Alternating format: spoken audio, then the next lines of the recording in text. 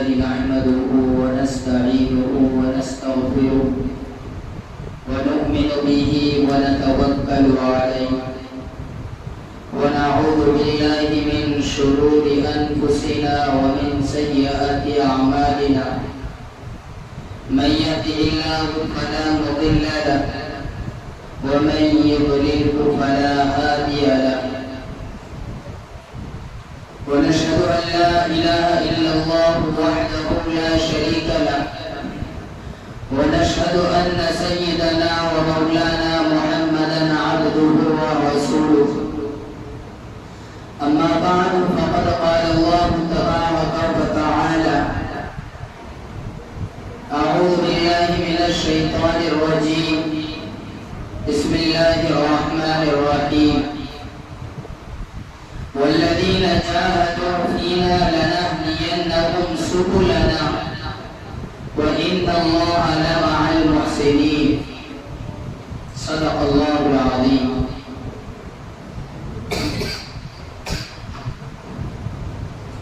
معزز و مکرم نوجوانان کرام، میرے عزیز دوستوں اور ساتھیوں، اللہ تبارک و تعالی نے ہمیں یہ جو دنیاوی زندگی دی ہے اسے ہم عالم دنیا کہتے ہیں، اور مرنے کے بعد ایک زندگی ہے جو شروع ہو جاتی ہے ہماری روح کے قبض ہونے سے ہی، اسے عالم برزخ اور عالم آخرت کہتے ہیں۔ عالم آخرت میں دو طرح کی زندگی کا ملنا ہے، ایک ہے وہ زندگی جو جنت کی زندگی ہے، اور دوسری زندگی جہنم کی زندگی ہے۔ تو ایک کو عالم جنت اور دوسرے کو عالم جہنم کہیں گے۔ تینوں زندگیوں کے اندر ایک بہت بڑا فرق ہے۔ دنیاوی زندگی، اس میں ہمیں بہت سی چیزوں کا سامنا کرنا ہے۔ اگر ہمیں دنیا اچھی بنانا ہے تو دنیا اچھی بنانے کے لیے جد و جہد، محنت، مشقت اور لگن کے ساتھ کام کرنا ہے۔ خون پسینہ بہانے کے بعد آدمی اپنی دنیا کو اچھی بنا سکتا ہے، اور اس دنیا کی زندگی میں خواہ ہم دین کو حاصل کریں یا دنیا کو حاصل کریں، دونوں صورتوں میں محنت کرنا ضروری ہے۔ اسی طریقے پر کوئی ہنر سیکھنا ہو، دنیا کی ڈگری حاصل کرنا ہو، یا دنیا کی کوئی کام سیکھنا ہو، ان تمام چیزوں کے لیے محنت کرنا شرط ہے۔ ایسے ہی اگر ہمیں دین حاصل کرنا ہے، قرآن کریم پڑھنا ہے، حافظ بننا ہے، عالم دین بننا ہے، مفتی بننا ہے، قاری قرآن بننا ہے، دین کا داعی بننا ہے، مفسر بننا ہے، محدث بننا ہے، اسی طریقے پر مقرر بننا ہے، تو ان تمام چیزوں کے لیے بھی محنت کرنا شرط ہے۔ اسی کو اللہ تبارک و تعالیٰ قرآن کریم میں فرماتے ہیں وَالَّذِينَ جَاهَدُوا فِينَا لَنَهْدِيَنَّهُمْ سُبُلَنَا، کہ جن لوگوں نے ہماری راہ میں محنت اور مشقت کی ہے، لَنَهْدِيَنَّهُمْ سُبُلَنَا، ہم انہیں بہت سی راہوں کی رہبری کریں گے۔ کیا رہبریاں ہوگی؟ اگر ہم دین کی لائن کی محنت کریں گے تو دینی راہیں ہمارے لیے کھلے گی، اور اگر ہم دنیاوی لائن کے لیے محنت کریں گے تو دنیاوی راہیں ہمارے لیے کھلے گی۔ تو دنیا کے اندر آدمی محنت کر رہا ہے تو محنت کرنے کے بعد جب اس کو راحت ملتی ہے تو کبھی تو اس کو خوشیاں ملتی ہیں اور کبھی غم کا سامنا کرنا ہوگا۔ دنیا کے اندر ہماری زندگی میں بہت سے قسم کی چیزیں پیش آتی ہے. بعض چیزیں وہ ہوتی ہیں جن سے ہمیں خوشی اور راحت ملتی ہے اور جس چیز کو دیکھ کر بھی ہمیں خوشی ہوتی ہے. لیکن کچھ مراحل ایسے بھی آتے ہیں ہماری زندگی میں جس سے ہمیں تکالیف کا سامنا کرنا ہوتا ہے. ہمیں بیماریاں ہوتی ہیں تو تکلیف کا سامنا کرنا ہوتا ہے. ہمارے یہاں رشتہ داری میں دوست احباب میں اگر موت ہوتی ہے تو دکھ کا سامنا کرنا ہوگا, غم کا سامنا کرنا ہوگا. یہ غم اور خوشی یہ دو چیزیں جو اللہ تبارک و تعالیٰ نے ہر انسان کو عطا کی. ایک دولت مند آدمی یہ نہیں کہہ سکتا کہ میں اپنی دولت کے بلبوتے پر ہمیشہ راحت اور خوشیاں ہی سمیٹتا رہوں گا, مجھے کبھی غم کا سامنا نہیں ہوگا. اور ایک غریب آدمی یہ نہیں کہہ سکتا کہ میں ہمیشہ دکھ اور پریشانیوں میں ہی رہوں گا, مجھے کبھی خوشی نصیب نہیں ہو سکتی. یہ اللہ تبارک و تعالیٰ کی قدرت ہے کہ اس میں غم اور خوشی میں ہر کس و ناقص برابر ہے. تو یہ دنیاوی زندگی ہے جس میں غم اور خوشی ہر ایک کو نصیب ہوتی ہے.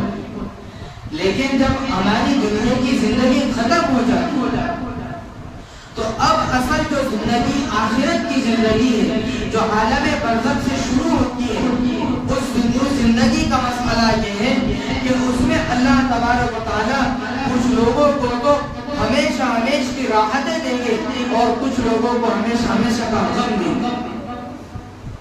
اس طریقے پر ہوگا کہ جب آدمی مر جائے گا اور اللہ رب العزت کے حضور اس کی پیشی ہوگی اور جب دیکھا جائے گا اس کے نامہ اعمال اگر ایسے ہوگے جو اسے جہنم میں لے کر جائے گی, اور جب اسے جہنم میں داخل کر دیا جائے گا تو جہنم میں ہمیشہ ہمیشہ تکلیف اور راحتیں ہوگی, وہاں خوشی اور مسرت کا کوئی مقام نہیں ہوگا. وہاں آدمی کو کسی بھی چیز کی کوئی خوشی نصیب نہیں ہوگی.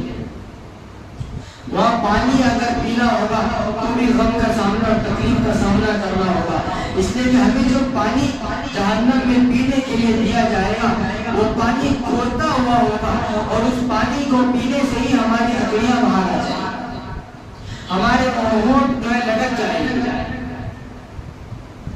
تو یہ جہنم کے اندر ہمیں ہمہ وقت تکالیف ہی تکالیف نہیں, ہمیں الگ الگ قسم کے عذابات کا سامنا کرنا ہوگا.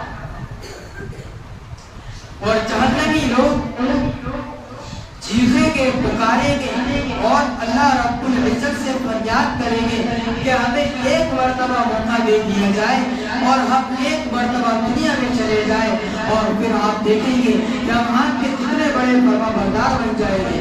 ربنا ابصرنا وسمعنا فارجعنا نعمل صالحا انا موقنون, کہ ہمیں ایک مہلت دے دیجیے, ایک چانس دے دیجیے, ہماری سن لیجیے, فرجعنا ہمیں لوٹا دیجیے, نعمل صالحا ہم اب دنیا میں جائیں گے تو نیک اعمال کریں گے, اب ہم دنیا میں جائیں گے تو آپ کے فرما بردار بن جائیں گے. لیکن اللہ رب العزت کی یہاں اس وقت کوئی سنوائی نہیں ہوگی, اس وقت کچھ نہیں سنا جائے گا. اس وقت ہماری آواز صرف جہنم کے لوگ ہی سنیں گے. اور دوسری جو زندگی آخرت میں دی جائے گی وہ ہے جنت کی زندگی. اور اللہ رب العزت سے ہم دعا بھی کرتے ہیں کہ اللہ ہم تمام کو جنت کی زندگی عطا فرمائے. دوسری زندگی ملے گی جنت. جنت کی زندگی کیا ہوگی؟ جنت کی زندگی یہ ہے کہ اللہ رب العزت کی طرف سے ہمیں خوشیاں اور مسرت ملے گی. وہاں غم اور نقصان اور مصیبت کا کوئی نام و نشان نہیں ہوگا, وہاں موت نہیں ہوگی, وہاں مسلسل حیات ہوگی. اور وہاں کیا ملے گا؟ لکم فیہا ما تشتہی انفسکم ولکم فیہا ما تدعون. جنت میں جب بندہ چلے جائے گا تو اس کے بعد اس کے لیے وہ کچھ ہوگا جو اس کا دل چاہے. ہمارا دل چاہتا ہے یہ الگ چیز ہے اور ہم منہ سے مانگتے ہیں, زبان سے مانگتے ہیں, وہ الگ چیز ہے. سب سے پہلے چاہت ہمارے دل میں ہوتی ہے, اس کے بعد زبان پر آتی ہے. لیکن جنت میں یہ معاملہ ہوگا کہ جیسے ہی دل چاہے گا ویسے ہی وہ چیز ہمارے سامنے موجود ہو جائے. یعنی اگر ہمارا دل چاہے مثلا کہ ہمیں جوس پینا ہے تو ابھی تو دل نے چاہا اور ابھی زبان پہ اس کا تذکرہ بھی نہیں آیا, اور جو چیز کا جوس ہم پینا چاہ رہے ہیں وہ ہمارے سامنے موجود ہو جائے. اسی طریقے پر جو چیزیں ہم منگوائیں گے وہ ساری چیزیں جنت میں ہمیں نصیب ہو جائیں. تو جنت کی زندگی وہ ہے جس میں مسلسل خوشیاں ملیں, اس میں غم اور نقصان کا کوئی نام و نشان نہیں. جہنم کی زندگی وہ زندگی ہے جہاں خوشی کا کوئی مقام نہیں, جہاں مسلسل ہمیں غموں کا سامنا کرنا ہے. اور دنیا کی زندگی وہ زندگی ہے کہ آدمی کو غم بھی ملتے ہیں اور خوشیاں بھی. دنیا کی زندگی ہمیں ایسی جینا ہے کہ اگر دنیا کے اندر نقصان پانا پڑے, دنیا کے اندر غموں کا سامنا کرنا پڑے تو ہم کر لیں گے, لیکن ہمیں آخرت میں جنت کی زندگی چاہیے جہاں ہمیں مسلسل خوشیاں ملیں. اس لیے کہ جہنم وہ تو ایک تڑپا دینے والی چیز ہے, وہ تو ایسی جگہ ہے جہاں پر عذابات کا سامنا کرنا ہوگا. تو ایسے عذابات سے بچنے کی ابھی سے فکر کرنا ہے. ایسے عذابات سے بچنے کے لیے دنیا کے اندر دین کی ہدایت کی محنت اور مشقت کرنا ہوگا. دنیا کے لیے تو محنت اور مشقت کرتے ہیں. آدمی کو اگر یوں کہا جائے کہ بھائی نماز کے لیے فجر کی نماز میں اٹھو اور بستر کو چھوڑ دو اور مسجد میں آ جاؤ اور اللہ کے سامنے حاضر ہو جاؤ, تو یہ چیز انسان پر بہت ہی بھاری ہوتی ہے. لیکن وہی آدمی کے لیے اگر کوئی کام ایسا ہو تو اسے فجر کے وقت میں اٹھ کر اس کام کے لیے لگنا ہو تو اس کے لیے بستر کو چھوڑنا آسان ہوتا ہے. اس لیے کہ انہیں یہ چیز سمجھ میں آتی ہے کہ میں کام کروں گا تو مجھے پیسے ملے. اسے یہ چیز سمجھ میں نہیں آتی کہ میں فجر کی نماز پڑھوں گا تو مجھے نیکی اور ثواب ملے گا. تو ہمارے لیے دنیا کے کام میں بھی مشقت اور دین کے کام میں بھی مشقت, لیکن دنیا کے کام کی مشقت اگر ہم کرتے ہیں, ہم اپنی نیند کو قربان کرتے ہیں تو اس سے ہم دنیا بنا لیتے ہیں. لیکن اگر ہم دین کے کام میں مشقت برداشت نہیں کرتے اور ہم نمازوں کو نہیں آتے اور مشقتوں کو چھوڑ دیتے ہیں تو یہی مشقتیں اور یہی آرام جو ہمیں نماز کو چھوڑ کر آرام ملا, یہ آرام کل قیامت میں جہنم کی تکالیف کا سامنا کروائے گا. اور یہ دنیا کی مشقتیں ہمیں آخرت کے عذاب سے نہیں بچا سکتا, لیکن دین کی مشقتیں آخرت کے عذاب سے بچا سکتا. تو اس لیے ہمیں دین کی رائے کی محنتیں زیادہ کرنا ہے. دنیا کمانے کے لیے منع نہیں کیا ہے, دنیا کی محنت کا منع نہیں کیا گیا. حلال کمانے کا اللہ رب العزت کو حکم فرماتے ہیں, لیکن اس کا مطلب یہ نہیں ہے کہ ہم دین کو بالکل پسے پشت ڈال دیں, دین کو بالکل چھوڑ دیں. اور دین پر لگنے کا مقصد یہ بھی نہیں ہے کہ ہم اپنے اہل و عیال کی بالکل فکر نہ کریں, بلکہ ہمیں درمیانی راستہ اختیار کرنا ہے. ہمیں دین کو بھی حاصل کرنا ہے اور ہمیں دنیا کو بھی حاصل کرنا ہے, اور دونوں چیزیں آدمی کر سکتا ہے. دونوں چیزیں آسان ہیں. ہمیں نمازوں کے لیے صرف تھوڑا سا وقت نکالنا ہے, دین سیکھنے کے لیے ہمیں تھوڑا سا وقت نکالنا ہے, اور باقی کا جو ہمارا وقت ہے وہ تو لگ ہی رہا ہے دنیا کے اندر, وہ لگ ہی رہا ہے اپنے گھر بار کے اندر, اپنے معاشرے کے اندر, اپنے اہل و عیال کے اندر. تو اب تھوڑا سا وقت فارغ کر کے ہمیں دین کے اندر بھی رہنا ہے, ہمیں نمازوں کی پابندی کرنا ہے اور دین کو بھی مضبوط بنانا ہے. جب ہم اپنے دین کو مضبوط بنا لیں گے تو انشاءاللہ آخرت کے اندر ہمیں جنت کی نعمت ملے جہاں ہمیں خوشیاں ہی خوشیاں ملے. اسی لیے آج ہی سے یہ عہد کریں کہ ہم دین سیکھیں گے. جو لوگ قرآن پڑھے ہوئے نہیں وہ قرآن کریم پڑھنا سیکھیں. بہت ضروری ہے اس لیے کہ علم سیکھنے کی کوئی عمر نہیں. کسی بھی عمر میں آدمی قرآن کریم پڑھ سکتا ہے وہ سیکھ سکتا ہے. آپ کے مسجد میں امام صاحب آپ ان سے درخواست کریں اور ان سے سیکھیں. اس لیے کہ اگر آپ قرآن کریم سیکھ لیتے ہیں تو انشاءاللہ کل قیامت میں یہ قرآن کریم ہماری سفارش کے لیے کافی ہو جائے.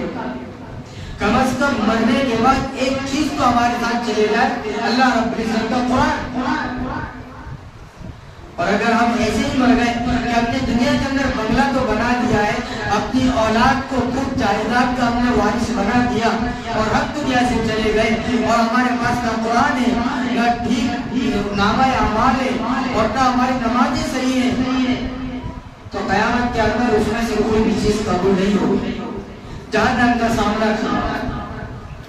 اپنی اولادوں کو بھی دین کی تعلیم دو, اپنی اولادوں کی بھی بہترین تربیت کرو اور خود اپنے لیے بھی دین سیکھنے کے لیے وقت فارغ کرو. اور قرآن کریم کم از کم ہر مسلمان کو آنا چاہیے.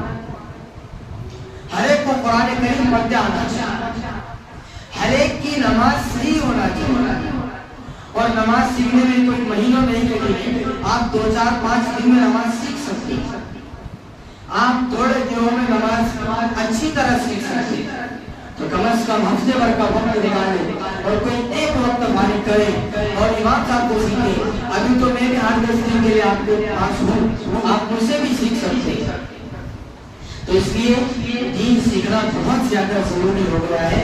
ہمارے درمیان میں ہمارے معاشرے میں بے حیائی اور گناہ بہت زیادہ بڑھ چکے ہیں اور اس بڑھنے کی وجہ یہ ہے کہ ہم دین سے کوسوں دور ہو گئے. ہم دین کے قریب آ جائیں گے تو انشاءاللہ بے حیائی بھی کم ہو جائے گی اور گناہ بھی کم ہو جائے گی. تو سارے ساتھی دین سیکھیں گے. اللہ تبارک و تعالی ہم تمام کو قرآن کریم سکھائے اور ہم تمام کو نمازی بنائے. اللہ تبارک و تعالی کئی سی بات پر عمل کرنے کی توفیق عطا فرمائے. آمین. وآخر دعوانا الحمدللہ رب العالمین.